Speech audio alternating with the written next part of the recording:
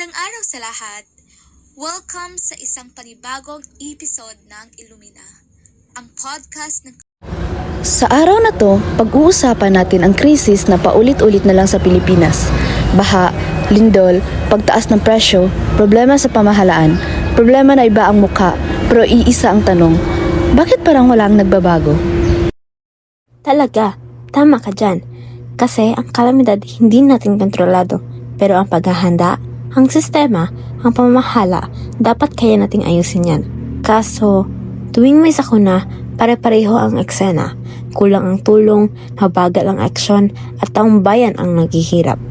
Minsan, nakakainis isipin na may pondo naman, may teknolohiya, may mga opisyal. Pero bakit parang laging huli ang galaw no? Laging may kailangan masaktan bago may kumilos. Tsaka, laging may tahanang mawawasak bago may magising. Pero ito ang totoo, hindi rin sapat ang magreklamo.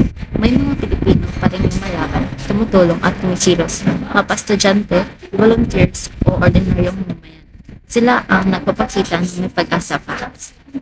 Kasi, ang tunay na crisis ng bansa hindi lang kalikasan, crisis din ng pananagutan at mabilis na aksyon. Ang proteksyon ng tao dapat hindi lang relief goods, kundi matibay na plano, matinong sistema at yung gobyernong may malasakit talaga. Kung may aral man tayong bitbit ngayon, simple lang.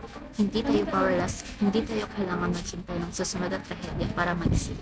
Dapat ngayon pa lang, handa, mulat at may paninindigan tayo. Ito ang Illumina, naglilingkod hindi para manakot, kundi para magmulat. Maraming salamat sa pakikinig. Hanggang sa susunod na episode, patuloy tayo sa paghahanap ng liwanag.